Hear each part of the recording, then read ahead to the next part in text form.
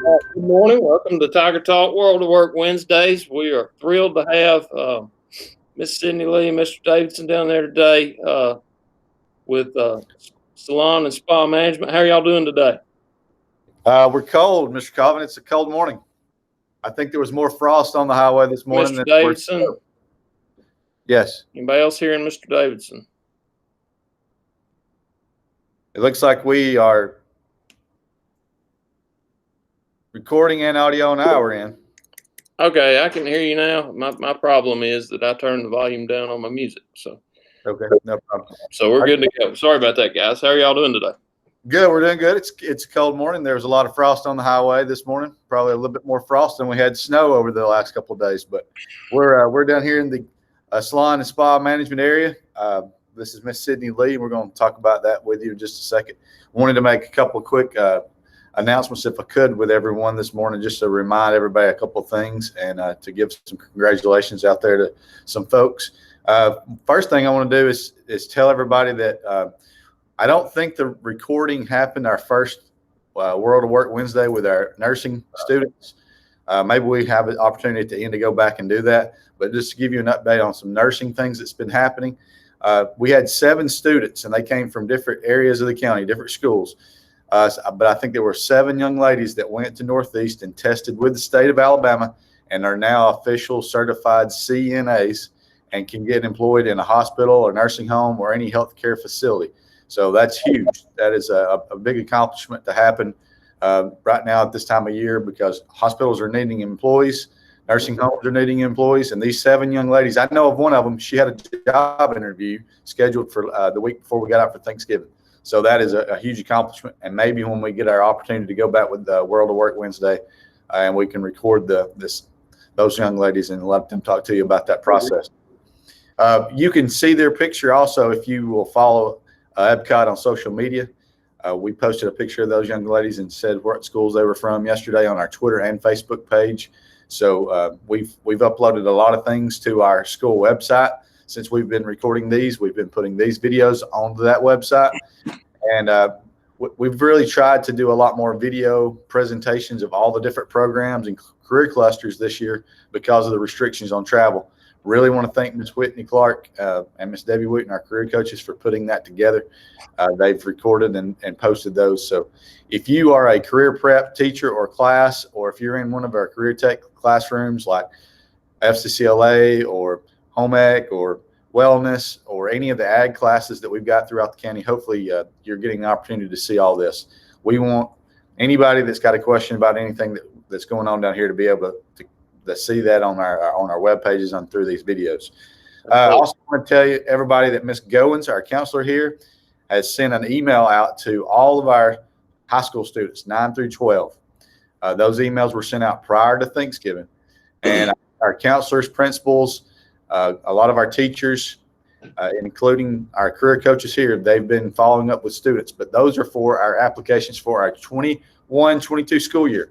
So you think, man, we're just now at Christmas for this school year. But we've got to do a job of planning for next year and knowing the interest of our students. I will give a shout out to Skyline and Pisgah. I've seen a lot of those coming back in. I've heard that North Sun Mountain, Miss Keller's doing a great job in her career prep class of exposing them to this application and using Google Forms and videos. But I saw some amazing videos yesterday from some folks at Skyline that have submitted those already. And it's talking about their strengths, their weaknesses, talking about some of their goals for the future. So I just want to really give a shout out this morning to everybody that's been working on those and trying to get those in before we get out for the Christmas holiday.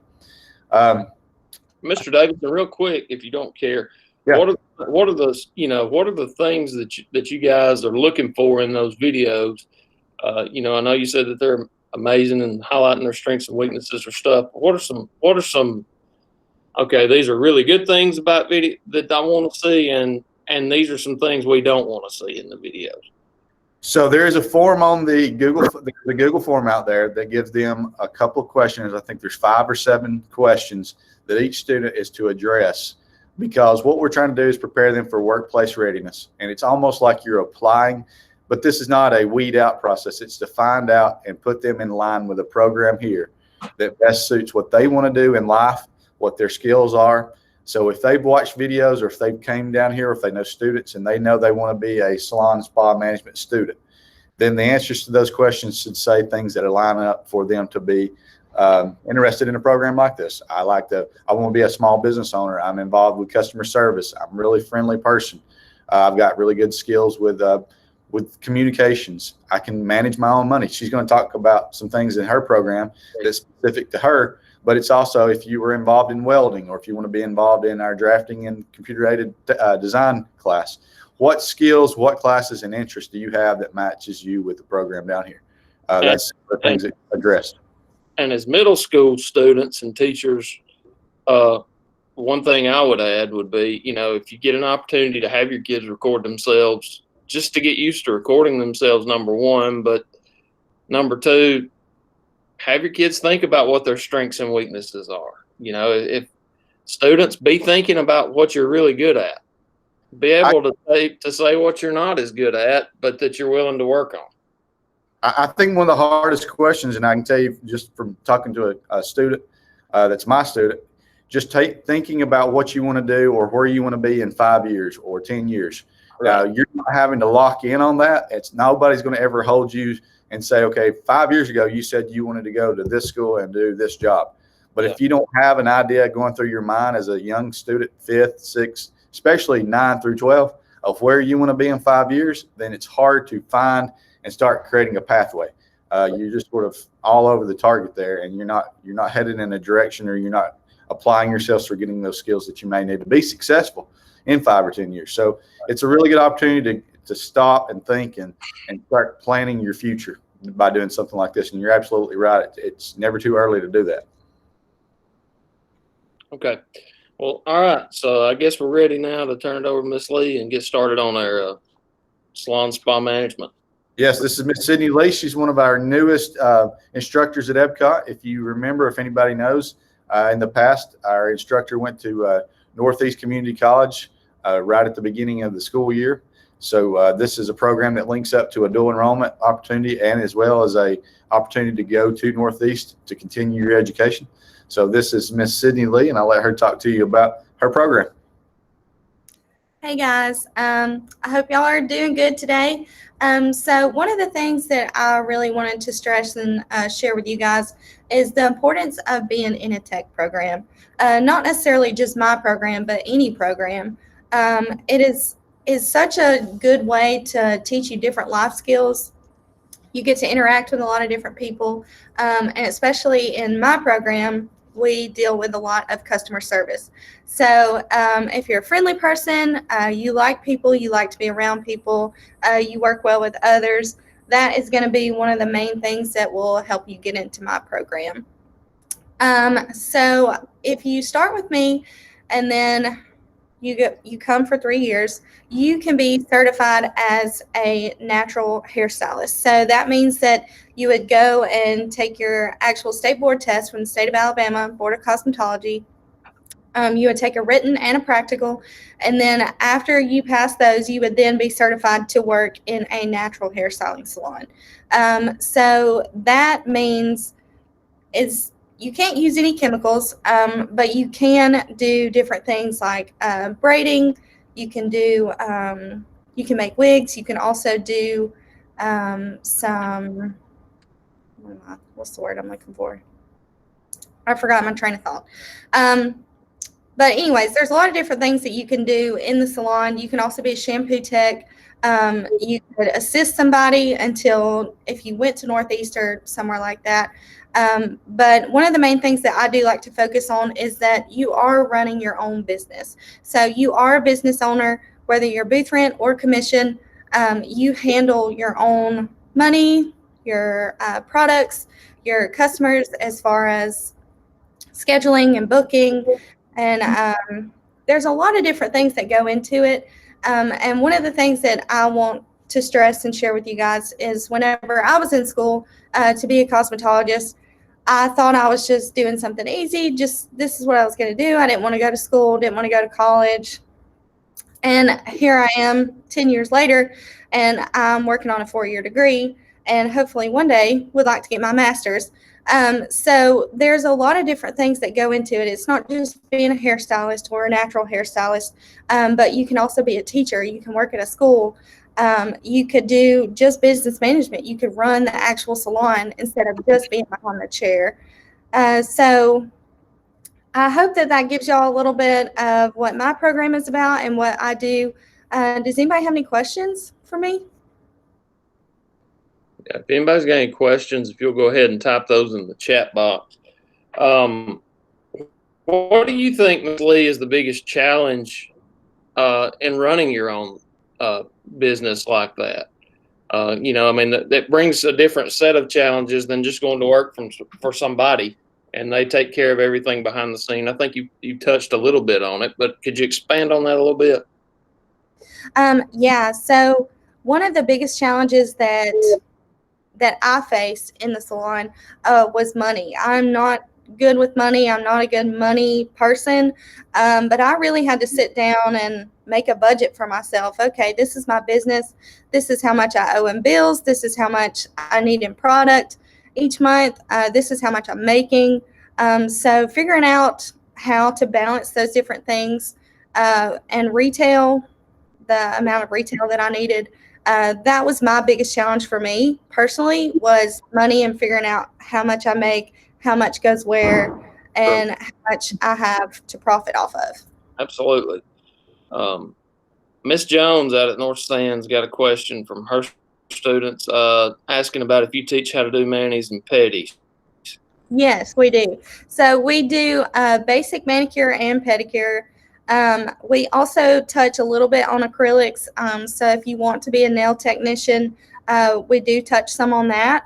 Going to cosmetology school, like if you went to Northeast, you could be certified to do like a basic manicure and pedicure. But if you wanted to only be like a strict nail technician, you would have to go to a nail technician program. But we do touch a little bit on nails. Okay. And after a student leaves your program, is there anything else they've got to do to get credentialed or anything like that? Or, I mean, are they ready to go once they leave your program? Do you mean as far as being a cosmetologist? Yes. Yeah, so they don't get enough hours to be certified as a cosmetologist. So they would have to continue their school at either a community college or a private-owned school like Paul Mitchell or Aveda. And my credit hours, they don't transfer necessarily, just because there's so much different stuff that they touch on there more in depth. But they can be certified as a natural hairstylist, which I was talking about earlier. Okay. One thing, I wasn't aware of this at all, and maybe she can explain a little bit better than I can by saying this, but there's a difference between a certified in barbering to be able to cut a man's hair versus a dermatologist. So there are no license in the state of Alabama required to be a barber. Yeah. Okay. I did not realize that either. Yeah, so mainly barbering is going to be under like apprenticeship. There are some schools that do certify in barbering, but in the state of Alabama, there's not. So I know that Paul Mitchell, the school, they do have like a barbering program in other states. But where's Paul Mitchell located at? The closest one to. So there's one in Huntsville, and then there's one in Hoover. I actually came from the Hoover school before I came here and got a job, but they're owned by the same family. Right. Okay. And I know there's, okay. You got a couple more questions. One, do you teach students how to deal with difficult people in a salon setting? And two, how much longer would it take for a student to become a licensed cosmetologist after leaving your program? Got you. Okay, so yes, there are many difficult clients that you have to deal with. And one of the ways and strategies that we do go about that is customer service. So it's all about the customer. And it's kind of hard when you're in that position, but the customer's always right if they're not happy with something. Ultimately, you want to be firm in your work, firm in your pricing, because people will try and take advantage of you just to get something for free, and that's with any job, whatever you do. But just learning how to approach those people and talk to those people in a way that they understand, you know, what you're trying to tell them and how the service is going to be performed is probably one of the hardest things to do. But sometimes people just think, oh, well, I'm just getting a haircut. It's not like, you know, Sure. she's going to lose any money or anything like that. But for us, that's our job and that's our livelihood. So making sure that students understand that this is an important thing in life. If this is your job, then it's important to you. Right. And sharing that concern with the customers is probably one of the hardest things to do. Absolutely. And what was your last question? Well, I've had a couple more roll in since then. So the next one is, how much longer would it take for a student to become a licensed cosmetologist after leaving your program? Okay. So to go through Paul Mitchell or Veda or something like that, how long would that take? Okay, so for example, Paul Mitchell, it's an 11-month program. So if you left my class and went to Paul Mitchell, say you started in August, you would probably graduate in July. Okay. All right. One of the challenges that we do face is kids showing up for school. It's a short program, but you have to be there. And that's going to mean like sometimes 4 or 5 days a week, depending on the program. Paul Mitchell does have a 3-day program, but it's longer hours. So the key logging so many hours. Is that the key to finishing? It's logging so many hours and finishing so many services, either on a client or obviously on your mannequin. Gotcha. Okay. 2 more questions. One, do you work with your students on how to deal with younger kids cutting their hair? And number 2, what can someone expect to be salary wise or income wise yearly from working as a cosmetologist? Will you grab that poster off my door? It's got a list on it. So when it comes to kids, you definitely have to have patience when it comes to cutting younger kids' hair and also children with special needs. We sometimes you really have to work with that child. It may take longer. It may not be a 15-minute haircut. It may be more like a 45-minute haircut. But having that parent there also can be helpful. I have a lot of kids who sit in their parents' laps getting their haircut. That seems to make it a little bit easier. But you really have to take time and invest in those children, especially if they've never had a haircut before. My little nephew, he got his first haircut over Thanksgiving, and it was a screaming fit. But it's okay. You just kind of have to go with it and get them used to it, and just learn from your experiences. Yeah, I've got a little 2-year-old that always an adventure to get his hair cut. So yeah, it's good stuff. So all right, we're going to take a little bit of tour and hopefully answer your last question there about the salary. I don't know if you can see this poster well enough. Not really. Okay, well, she can explain sort of some of the numbers off of it and give you some information. Yeah. So what it takes, so there's some sample occupations right here for cosmetology. So you can be a hair colorist. You can be a texture specialist, which would fall under the natural hairstyling. You can also be a cutting specialist, a salon instructor like myself, or a distribution and sales consultant. So you can sell even just different products or color lines, and then also tools like shears and hair dryers and blow dryers and those different types of things. So for the occupation, it says you can also be a licensing examiner and inspector. So the education required for that is post-secondary, and the average salary is about $50,000. That's for an examiner? Yes. So that would be somebody who gives the state board test. Right. And then a CTE teacher, bachelor's degree is required. And the average salary for that is $52,000. To be a hairstylist, post-secondary, an average salary is about $24,000 a year. And I am going to stress to you guys, because where we get these numbers, a lot of hairstylists sometimes they get paid in cash under the table a little bit, and they don't always, disclose that information like they should Right. to the IRS and whatnot. So I will say for myself, working in the salon, I definitely made more than $24,000, but for average for the state, based on what they disclose, that's what that says. And that's something that comes up in the data as you look across the state for a job that falls under this line. I mean, how many of you, when you go get a haircut, you pay in cash? I mean, it's just one of those things that's still a very cash demanding, especially with the tip side of it. And if you don't tip your barber or your salon, you're probably one of the few that don't, because they work off tips. They work off of the posted recommended pay scale, and it's a cash operation. And so those cash operations, a lot of times, like you said, are not as accurate as it would be if you were being paid through a company and they were holding out taxes and other benefits and things that would be coming out of a paycheck prior to you getting paid.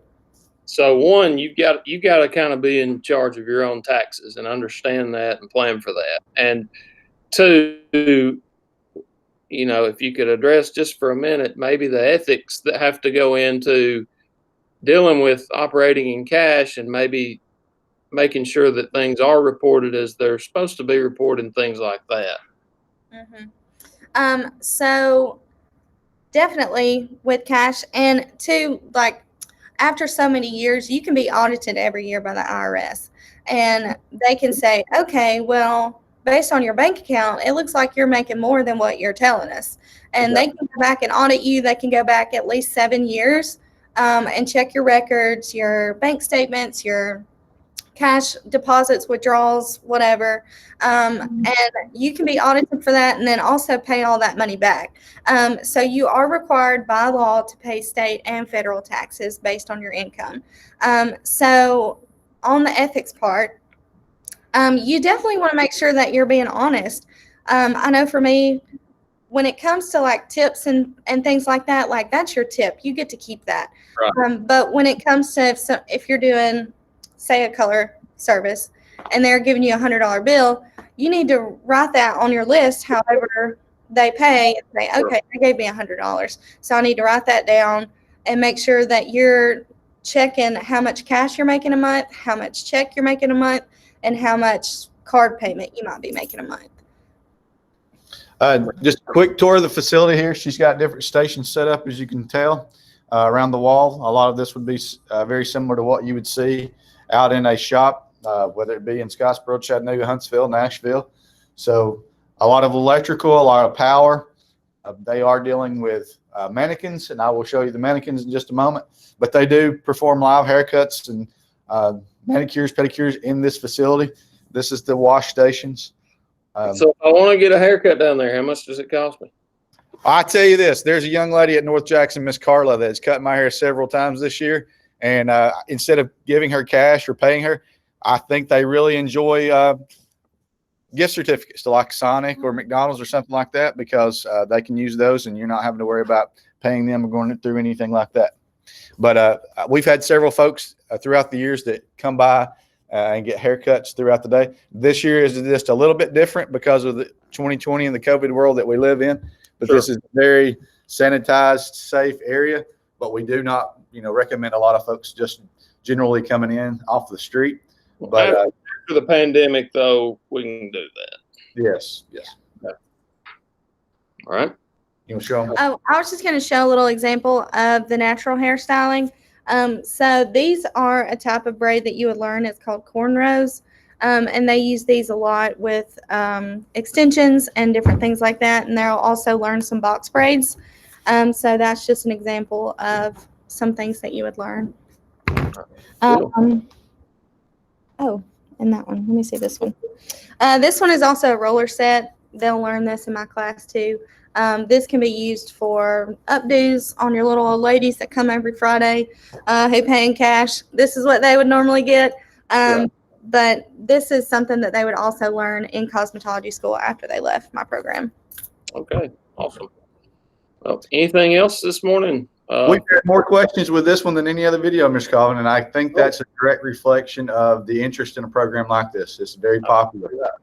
So, All right. Well, we thank y'all very much for joining us this morning. Thank you to all our other schools in the county. I know we got several schools in the county on this morning, so I hope everybody has a fantastic Wednesday.